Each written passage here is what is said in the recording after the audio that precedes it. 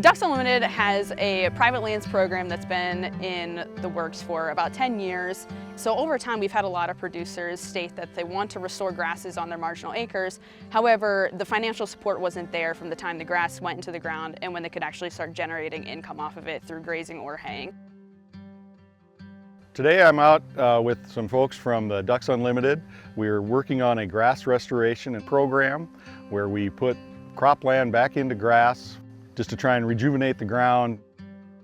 Some of the fields that I picked for this had high salinity areas that weren't growing very well, high erosion factors where we're getting washes out there and stuff. So they were good fields, good acres to target for this kind of a grass restoration.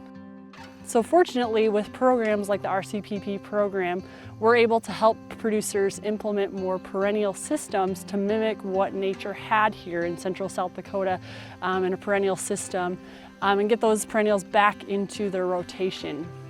These perennials have a lot of soil health benefits. They're going to have soil cover throughout the year. They're going to keep that living root throughout the year as well. And they're also going to utilize water. So annual crops only utilize water for part of the year, where perennial crops are utilizing water all throughout the year.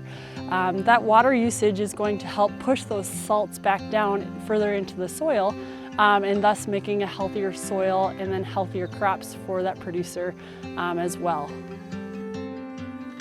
Grass restoration makes a lot of sense to me because then I can integrate that into the rest of my programs, rotational grazing, winter crops or cover crops, things like that.